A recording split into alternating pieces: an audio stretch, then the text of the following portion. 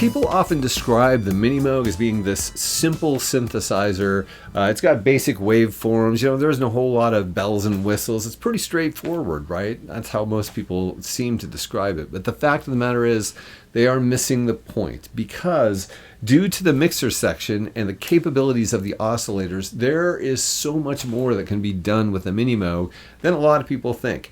It's really a very capable synthesizer that can create incredibly complex output. It's just a matter of using the oscillators and the mixer section in tandem. Let's talk about the mixer section found on the Minimoog.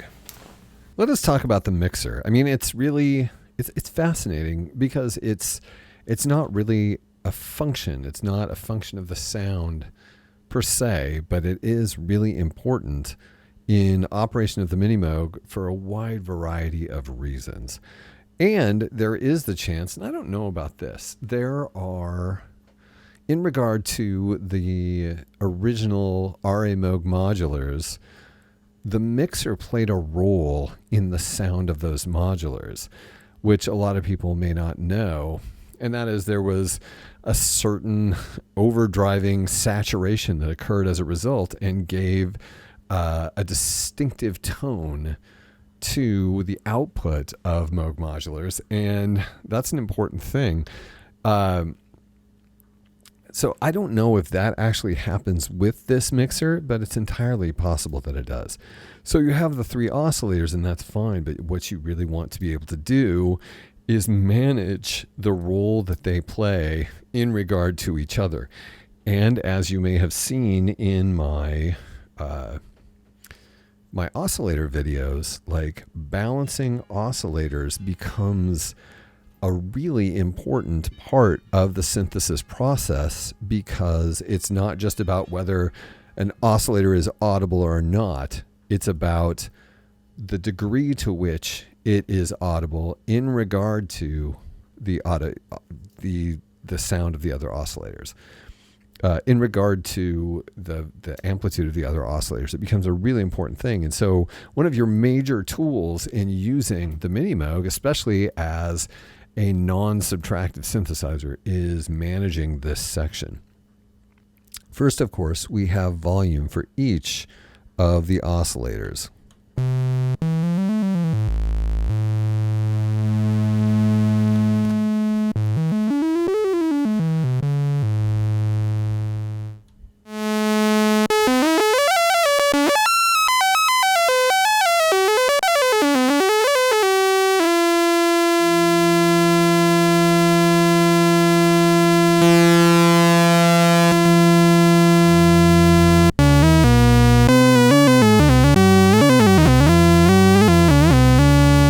This is a shaping functionality. By adjusting the amplitude of each of these oscillators, you are engaging actively in the act of synthesis for the reasons that I stated in the oscillator video, having to do with the fact that in regard to timbre, it's not always about what harmonics are present, but instead what the amplitude of the harmonics that are present. Because, with any sound, if you took a sawtooth and you made all the harmonics the same sound, like amplitude, you would have this horrific cacophony of sine waves at different pitches.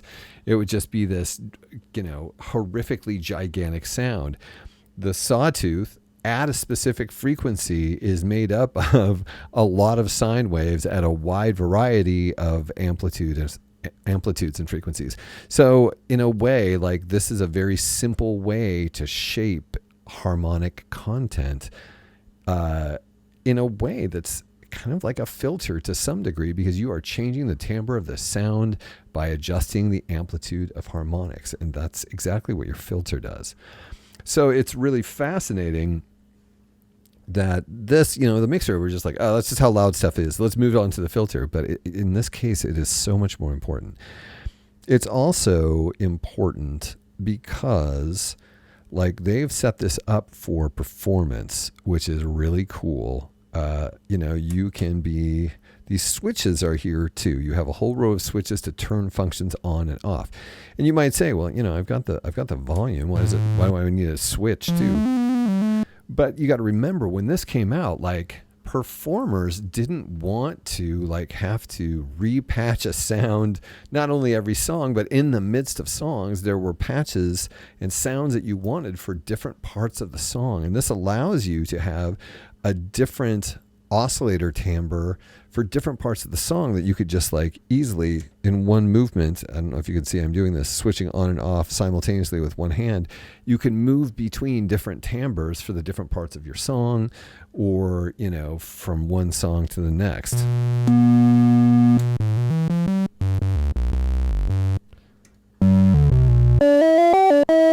You know, just by doing that, you'll get completely different sounds. You could be playing bass at one moment and then a treble part at another part, you know, with a totally different timbre, even if the filter settings were the same, and it would sound like a different timbre. So these switches are a lot of fun, especially in a performance situation. We might also remember that we have a noise source here, and the noise is just like the oscillators. It's going right up to your loudness contour, your, you know, volume amp. And so like the noise is there if you want it. All you have to do is turn it on and play. Here, let's turn off all the oscillators. And you have the option, of course. Gosh, I never use this, so the knob's probably pretty dirty. You have the option of both pink noise, this sort of darker noise. Pink noise has less of the higher frequencies, so you can get kind of a darker, warmer sort of noise. Or you can switch it to white, which still has all that low-end content, but you're distracted from it by the high-end content, which is the great tragedy of white noise. And it's why pink noise was invented.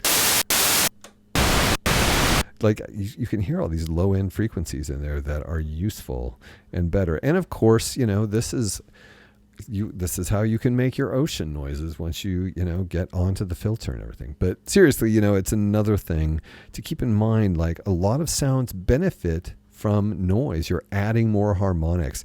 So you may have like a really dull, you know, sound, a nice, relatively quiet, pure sound, but you can add in noise.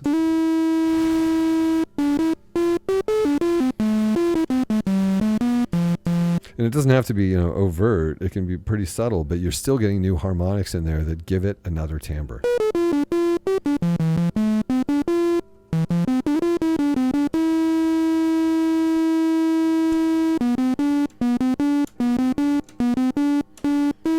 So that is really helpful. And the other thing, like they did not ignore, this did not go in a modular direction. There isn't a lot of like inputs and outputs and whatever, but nobody ignored the fact that you were going to want to have and shape the sound of other sounds through this synthesizer. It was like one of the great takeaways from a modular synthesizer.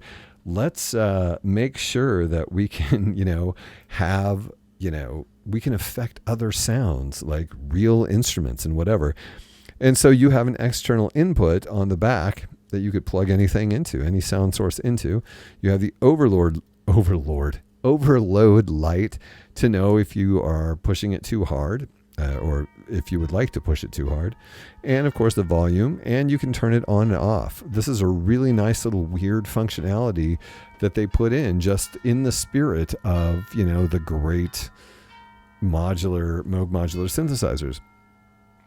And of course there is the trick that somebody discovered at some point, taking the output of one of the outputs, putting it back into the input here, and then overdriving it, creating distortion, a really pleasing distortion. And there's certainly nothing wrong with that when it comes to the Minimoog. But anyhow, that is basically our mixer section. It is not to be overlooked. It is incredibly valuable in making this synthesizer far more than a, quote, simple synthesizer.